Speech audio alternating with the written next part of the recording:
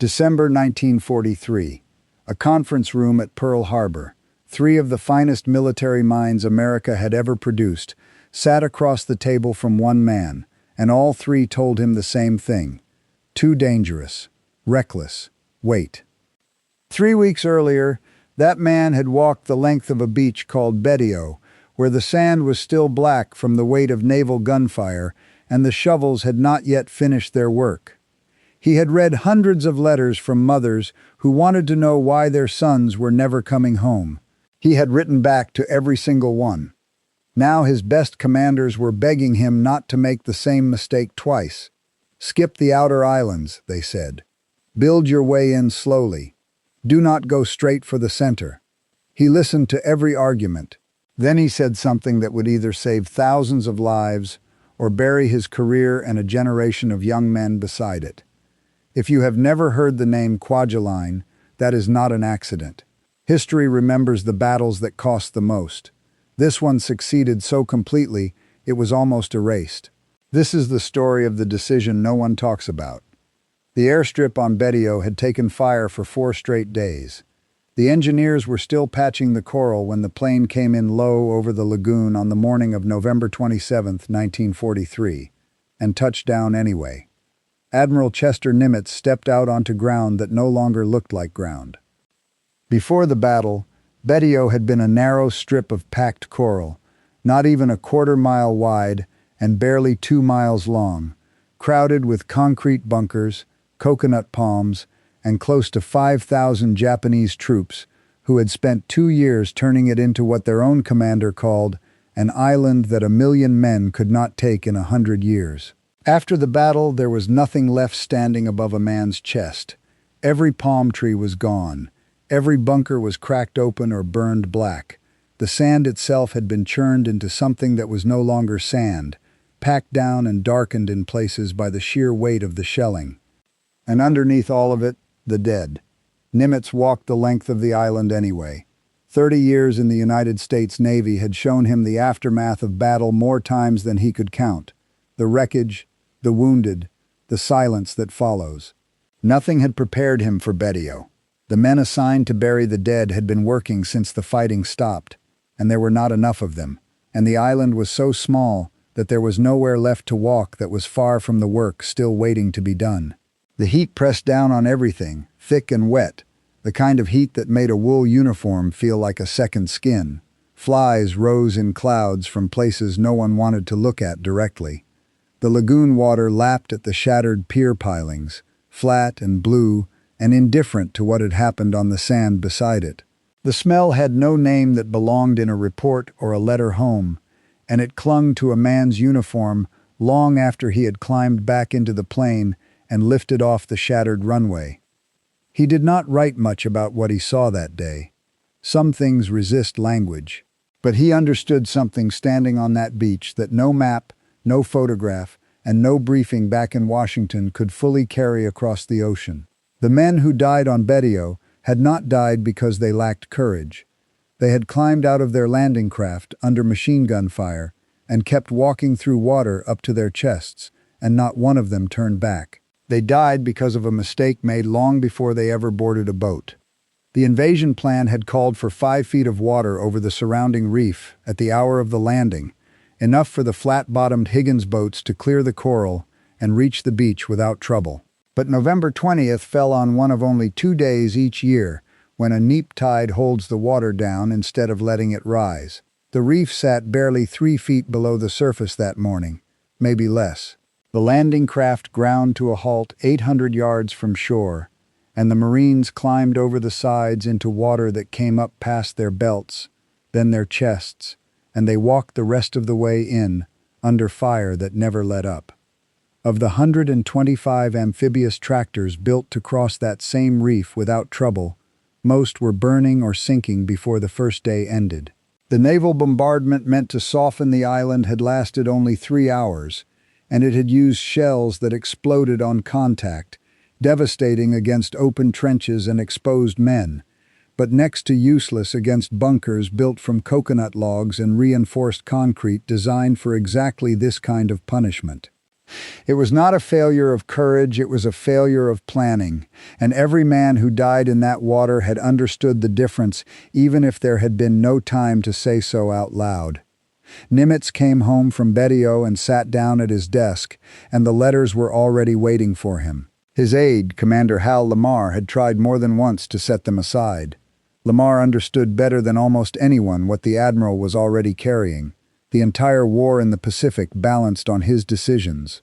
One island and one convoy and one carrier task force at a time, and he saw no reason to add hundreds of grieving letters to that weight.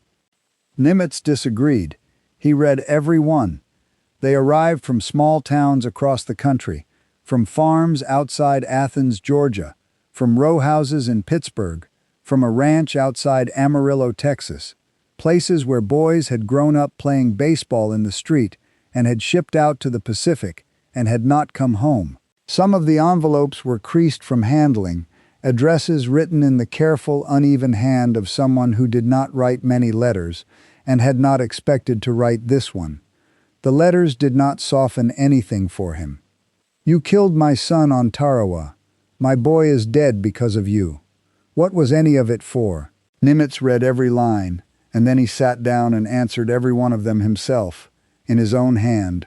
No form letter, no aide standing in for him, no template pulled from a drawer. Lamar would find him at the desk late into the evening, the lamp burning, a stack of finished replies growing slowly beside a stack that never seemed to grow any smaller. He wrote to his wife that he was as distressed as he had ever been in his life. He used the word prayed, actually wrote it down. Prayed for the killing to stop. Prayed for the war to end, before it asked for another beach like Betio. He walked the hospital wards at Pearl Harbor in the weeks that followed, moving from bed to bed among men who had lost arms, lost legs, lost pieces of themselves that could not be written into any letter home without breaking whoever read it. The wards smelled of antiseptic and clean linen, a world away from the smell that still followed him from Betio, and somehow that made it worse, not better. He sat beside a 19-year-old soldier who was dying, and he told him his country was proud of him, and the boy died with something like a smile on his face.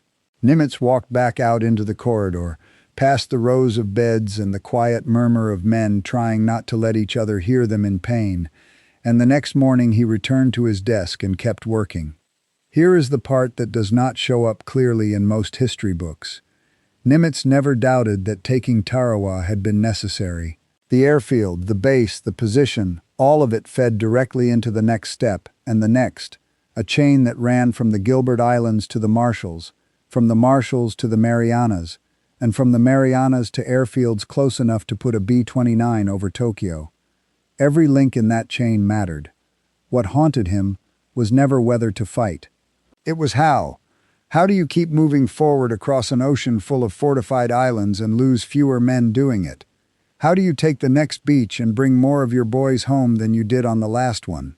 That question followed him from the hospital wards back to his desk, and it did not leave him alone in the weeks that came after.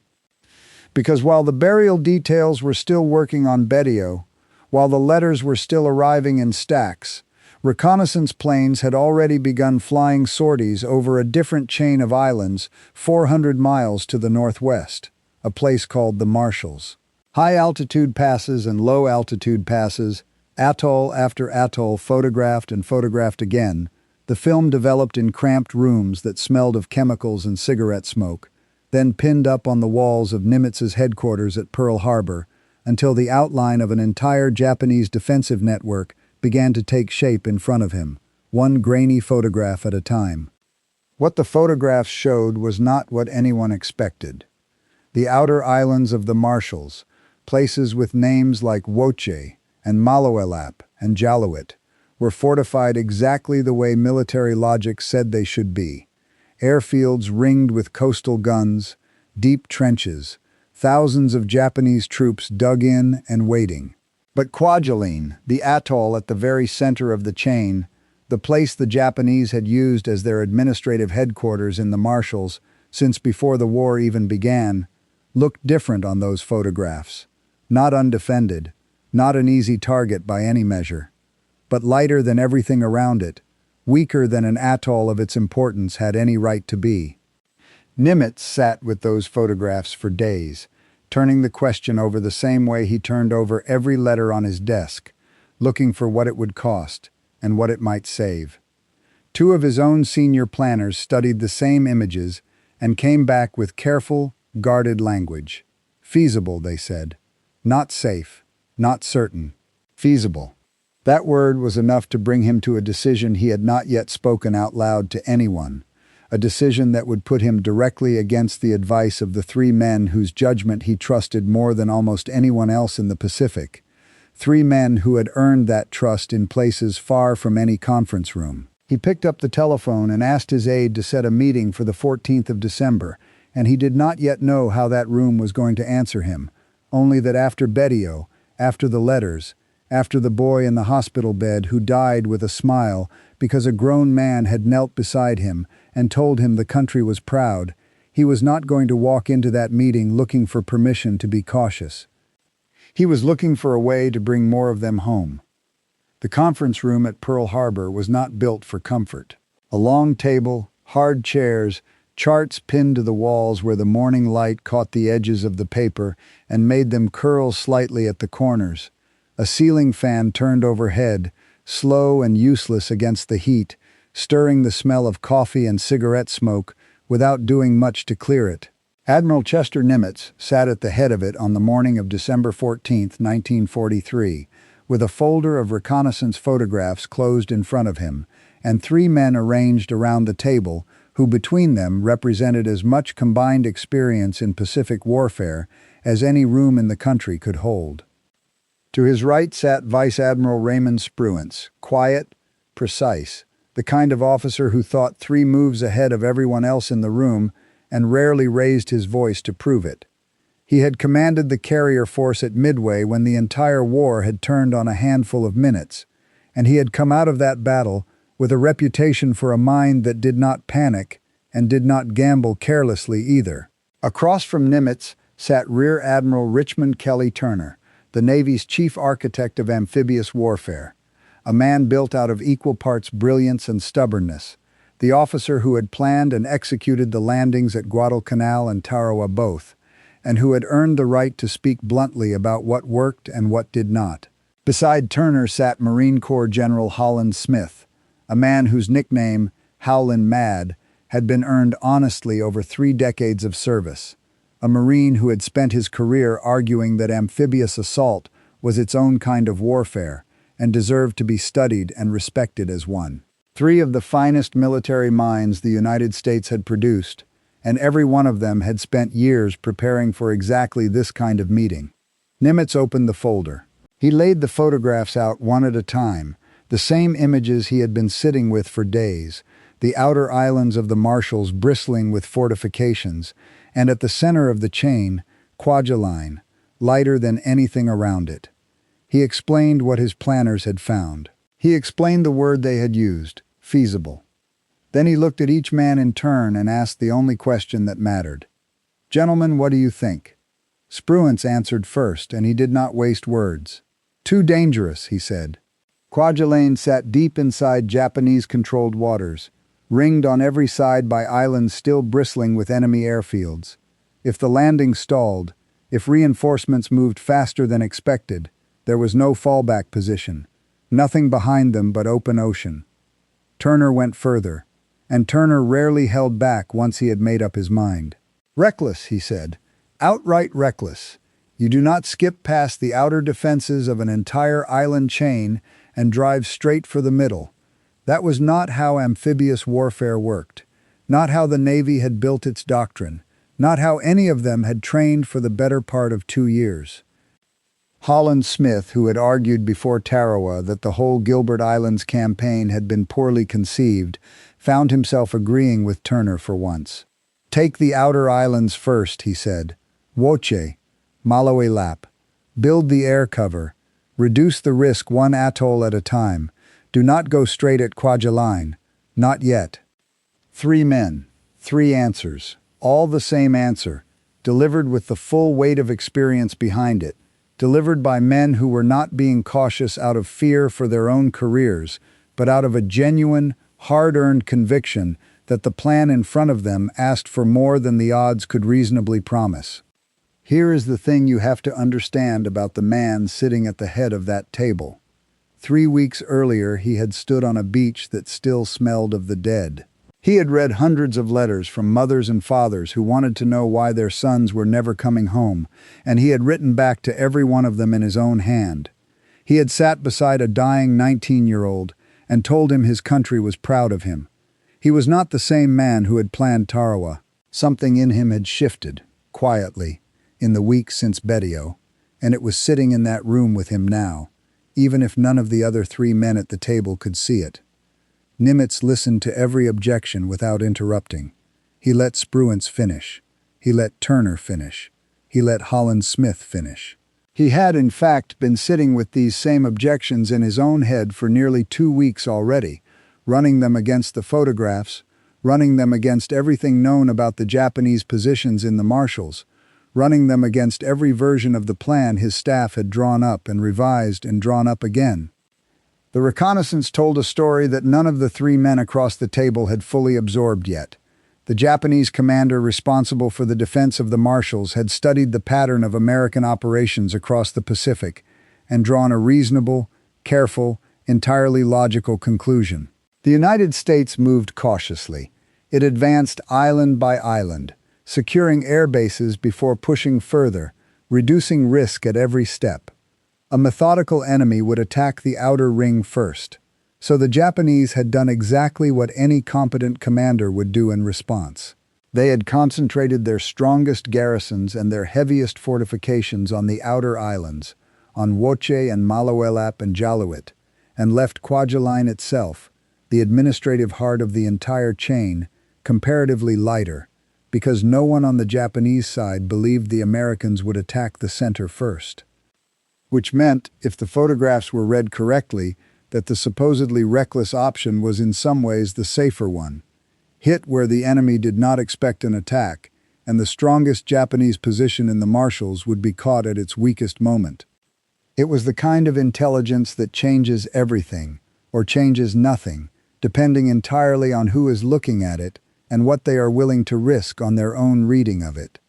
A cautious man could look at the same photographs Nimitz was holding and see only the danger of pushing deep into contested waters with an exposed flank on every side. A reckless man could look at them and see only the opportunity, without weighing what it would cost if the reconnaissance was wrong, if the Japanese had reinforced the atoll in the weeks since the photographs were taken, if the whole elegant piece of reasoning collapsed the moment real shells started falling on real men. Nimitz was neither of those men, and that was precisely what made the decision in front of him so difficult to carry alone. The room went quiet after Holland Smith finished speaking. No one had said anything Nimitz had not already turned over in his own mind a dozen times. He looked around the table once more, at Spruance, calm and certain in his caution, at Turner, immovable in his conviction, at Holland Smith, still carrying the bruises of an argument he had lost once before over Tarawa and did not want to lose again in a worse way. Then Nimitz said it quietly, without raising his voice, the way he said almost everything. "Well, gentlemen, our next target will be Kwajalein."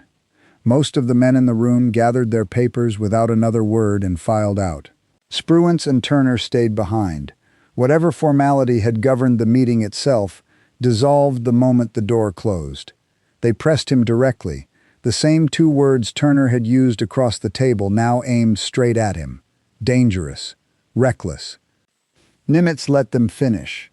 He was not a man who ended arguments by pulling rank, and in 30 years of naval service, almost everyone who had worked closely with him described him the same way.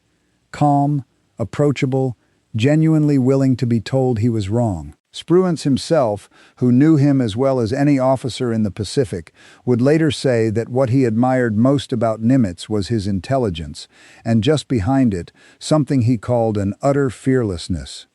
But there is a difference between being willing to hear that you might be wrong and being willing to let someone else's fear make the decision for you. Nimitz had built his entire career on listening, on drawing the best thinking out of the men around him before he ever committed to a course of action. And nothing about that habit had changed in this room. He had listened. He had weighed every word Spruance and Turner had just given him one more time. And he had still arrived, on his own, at the same answer he had carried into the meeting. "If you do not want to do it," Nimitz told them, "I will find someone who will." That was the end of the conversation. Spruance and Turner walked out of the conference room, and the decision stood. What none of the three men in that room could have known, what no one on the American side could have known with certainty, was that the Japanese commander in the marshals had done exactly what Spruance and Turner assumed the Americans would do in return, which was to prepare for the attack he expected, instead of the attack that was actually coming. There is something about that decision that rarely makes it into the official histories in plain language.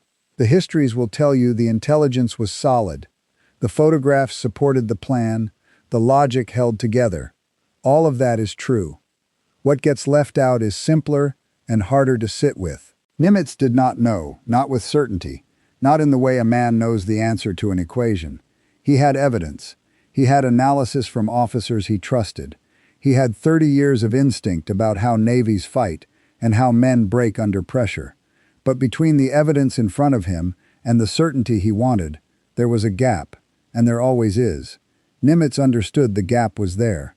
He crossed it anyway, because the alternative on offer, the slow and careful and thoroughly reasonable alternative his three best commanders were urging him toward, meant more weeks of bombing outer islands while Japanese engineers poured more concrete at Kwajalein, more weeks of transport ships crossing an ocean toward a target that grew harder to take with every day those weeks lasted. He had read those letters on his desk. He was not going to manufacture more of them for the sake of caution that felt safe only because it was familiar. On the voyage home from Tarawa, Rear Admiral Turner had sat down somewhere in the middle of the Pacific and started writing. He titled the document Recommendations for Changes and Improvements in Tactics, Techniques, Existing Instructions and Material, and it ran long, page after page of hard, specific observation about everything that had gone wrong at Bedio. Back at Pearl Harbor, Nimitz's own planning officer, Captain James Steele, had assembled a companion document with a title that needed no elaboration. 100 Mistakes Made on Tarawa. 100. That second document became something close to an operating manual for everything that followed. Every man who had died on that reef had, in a sense, written a line into it without knowing it. The tide calculation, written down. The 3-hour bombardment that had not been enough, written down. The shortage of amphibious tractors that could actually cross the reef, written down. The communication failures between the ships offshore and the men fighting on the beach, written down. The failure to scout the reef conditions in the final hours before the landing, written down. Officers who had stood on that beach alongside Nimitz, who had watched the same burial details working through the same unbearable heat, sat down with Steele and Turner's staff and went through the fighting hour by hour, admitting to mistakes that no one wanted to put their name next to, but that everyone understood had to be written down anyway, because the alternative was watching the same mistakes repeat themselves on the next beach and the one after that. Everything that had put Marines into chest-deep water 800 yards from a beach lined with machine guns was now on paper, with a proposed fix sitting beside it. By the time the fleet assembled for Kwajalein, 5 specific changes stood between this operation and the one that had come before it. The first change was the bombardment itself. At Bedio, the ships had fired for 3 hours, from a distance considered safe enough to protect the vessels doing the shelling, using high-explosive rounds that detonated on contact with the surface. Against open trenches and exposed men, those shells had been devastating. Against reinforced concrete bunkers built to absorb exactly that kind of punishment, they had done almost nothing. For Kwajalein, the bombardment would run for 3 full days, not 3 hours, and it would use armor-piercing rounds built to punch through concrete before detonating inside the structure meant to protect the men sheltering there. The second change was the direction of the assault.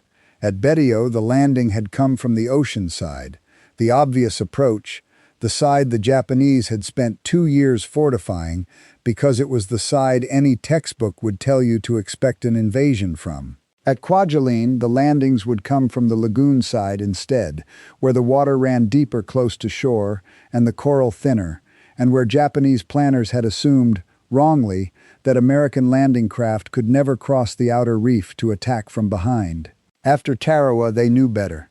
But knowing better 6 weeks before an invasion does not move concrete gun emplacements that took 2 years to build. The heaviest Japanese guns still faced the open ocean on the morning of the invasion, aimed at a threat that was never going to come from that direction. The third change was the seizure of the small islands surrounding the main targets before the main assault ever began. Tiny slivers of coral, some barely wide enough for a man to stand on, would be taken first, in the dark, by soldiers and Marines who slipped ashore in rubber boats, while the main islands slept under a sky still lit by naval gunfire. Army howitzers and Marine artillery would be dragged onto those islets within hours, registered and ready to fire on the main islands before the primary landings even started. Every major objective would be hit from land and sea at the same moment, instead of relying on naval gunfire alone, and by the night before the main assault, gun crews working by flashlight would have their weapons zeroed in on targets they could not yet see but had already measured to the yard. The fourth change was the creation of the underwater demolition teams, men who would swim in ahead of the landing craft, sometimes in daylight, sometimes under fire, wearing little more than swim trunks and a knife, to map the reef, mark safe channels, and clear obstacles before anyone else arrived. It was cold, exposed, nearly suicidal work by any reasonable measure, and the men who volunteered for it did so knowing that if the tide turned against them the way it had at Betio, they would be the first to know it and the first to pay for it. No one else would discover a hidden problem in the dark by running into it, the way an entire generation of Marines had at Betio. The fifth change was the landing craft themselves. The amphibious tractors had been reinforced, better armored, better armed, and built in far greater numbers, enough to carry the first waves across any reef, regardless of what the tide happened to be doing on the morning of the invasion. No plan would ever again depend on the ocean cooperating on schedule. 5 changes. None of them the product of genius alone. All of them paid for, in the plainest sense, with the lives of the men who had died at Tarawa, men whose names most of the officers writing these reports had never known and never would. But there was one commander at Kwajalein who took all 5 of those lessons and added something of his own to them. Rear Admiral Richard Lansing Connolly commanded the Northern Attack Force, the ships and Marines assigned to take the twin islands of Roy and Namur at the top of the atoll. Connolly was not a famous man. He did not chase headlines. He carried something closer to an engineer's mind inside an admiral's uniform, and he held one belief that he had been building toward for most of his career. A shell fired from a safe distance arrives at an angle, and some percentage of the time it does real damage, and the rest of the time the men inside a bunker walk away from it unhurt. A shell fired from close range arrives nearly flat against the face of a fortification, with enough force behind it to drive straight through the wall instead of merely rattling it. If you want to destroy a hardened position, not just inconvenience it, you have to get close enough to risk something in exchange. On the afternoon of February 1st, 1944, with the bombardment already in its 3rd day, and the northern islands of the atoll wrapped in smoke that had not cleared since dawn, Connolly decided to prove it. At 12 minutes past noon, he sent a signal to the battleship USS Maryland. The message read that he desired Maryland to move in really close that afternoon for counter-battery and counter-blockhouse fire, using pointer fire for both the main and secondary batteries. Move in really close. In a Navy built on precise, standardized language, that phrase stood out like a man speaking plainly in a room full of formal reports. Maryland moved. So did the battleship Mississippi, which pulled to within 1,500 yards of the Japanese shoreline, close enough that sailors on deck could watch through their gun sights as individual coconut palms disintegrated under the impact of 14-inch shells fired at nearly point-blank range. At that distance, a gunnery officer no longer needed a spotter plane or a chart to correct his aim. He needed only his own eyes, and what his own eyes told him was that the shells were landing exactly where he wanted them, tearing into targets that had shrugged off 2 days of conventional bombardment fired from a safer, more comfortable range. The Japanese gunners on shore could see the ships just as clearly as the ships could see them, and for a few hours on that stretch of coastline, the war became as close and as personal as naval gunfire ever gets. Two sides watching each other across water shallow enough to walk. From that afternoon forward, Richard Connolly carried a nickname that would follow him for the rest of his career and the rest of his life. Close in Connolly. He had put his own ships within range of enemy guns to save the men who would be walking onto that beach behind him. And there is nothing complicated about that trade in the abstract. Almost every commander understands it in principle. What takes something more than understanding is the willingness to actually give the order, to send your own hull into danger because you believe, all the way down, that the men who will be waiting ashore afterward are worth the risk you are asking your own crew to carry. It is one thing to approve that trade on paper in a planning session.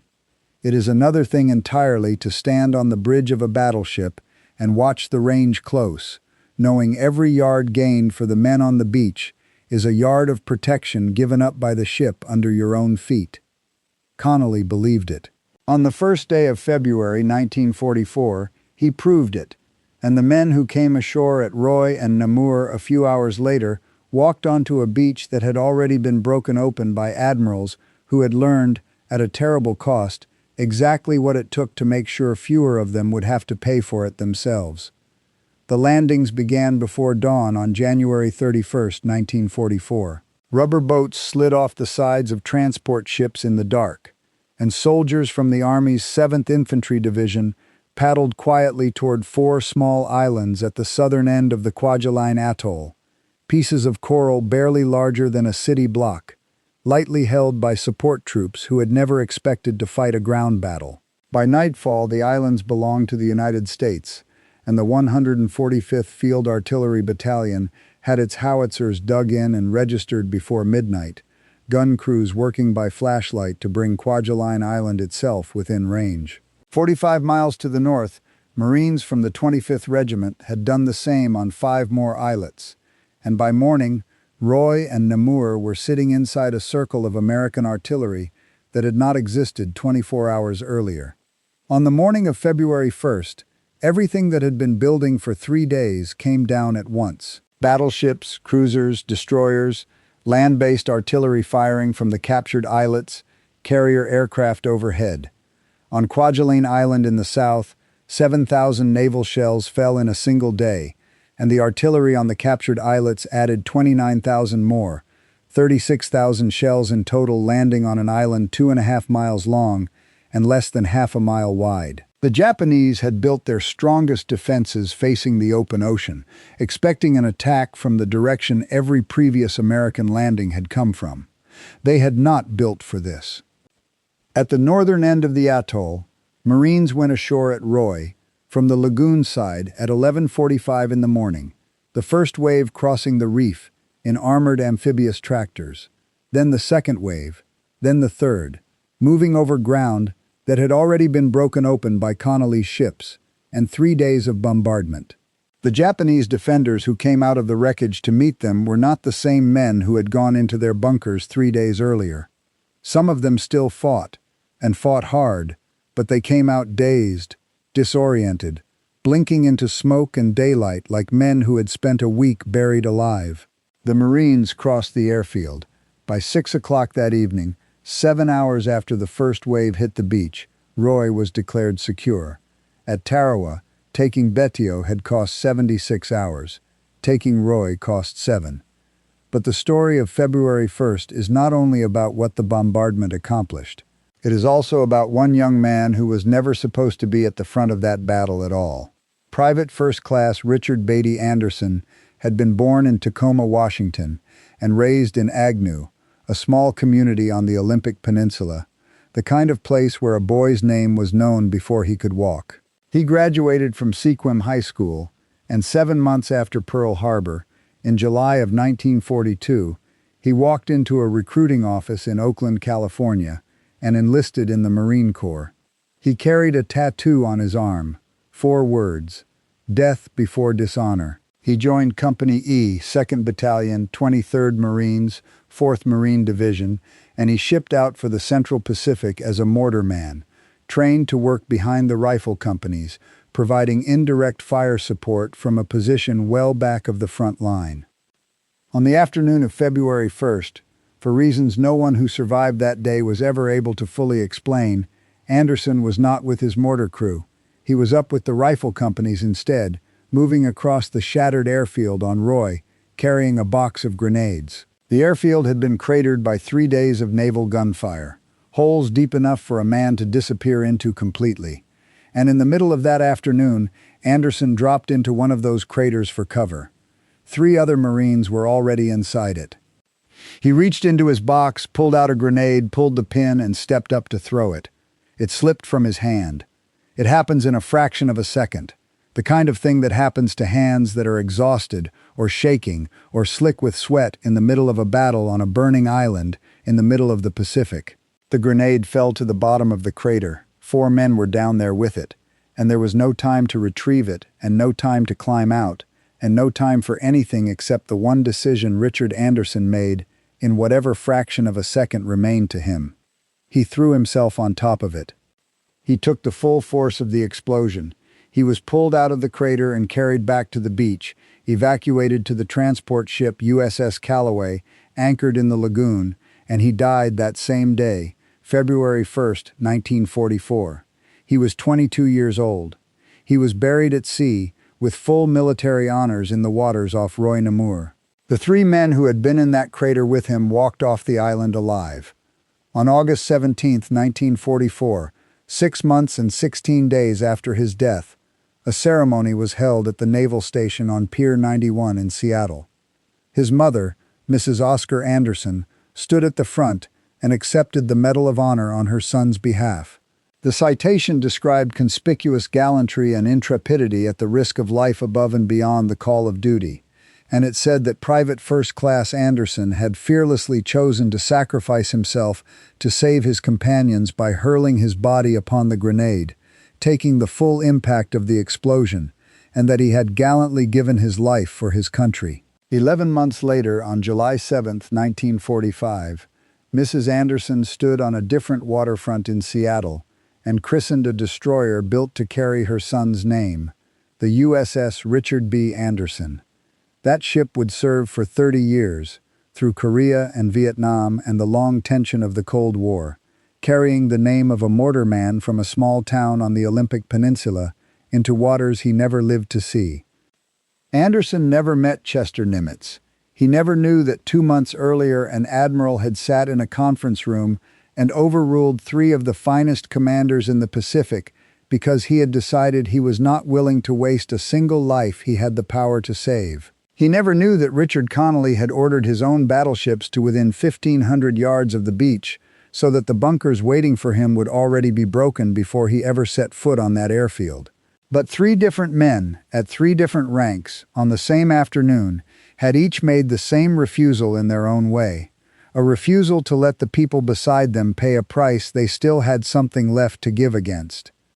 Farther south, the fight for Kwajalein Island itself took longer. The 7th Infantry Division fought for 4 days, bunker by bunker, and the Japanese garrison there did not surrender. They fought until they were killed. The island was declared secure on February 4th.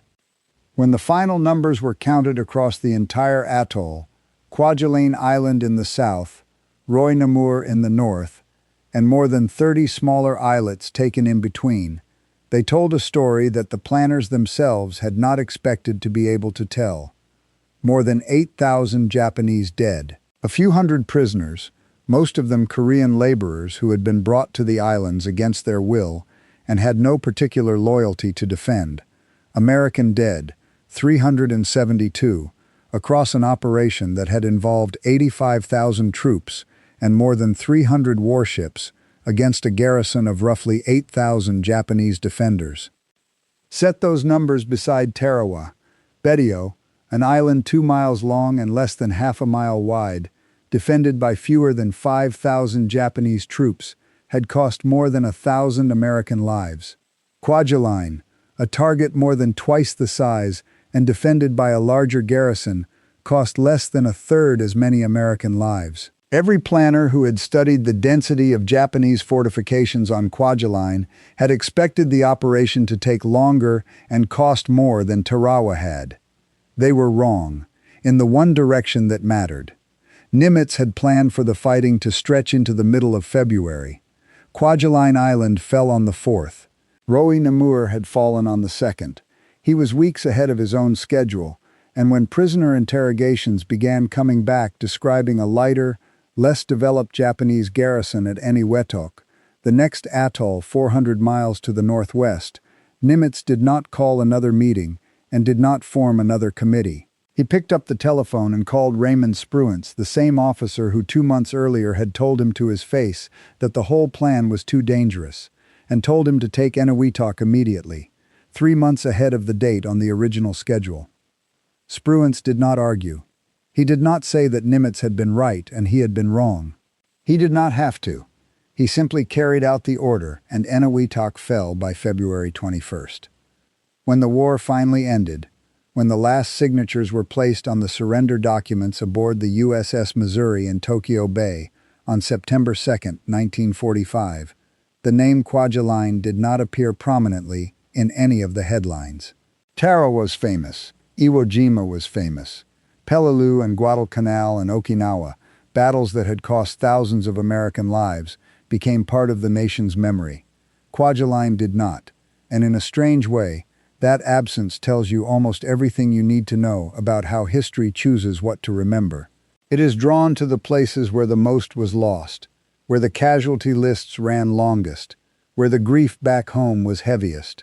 Kwajalein was won too cleanly, too quickly, and too far ahead of anyone's expectations to make that kind of history. It is the battle that history forgot, precisely because it went right. But the 372 men who did not come home from it were never an abstraction to the families waiting for them.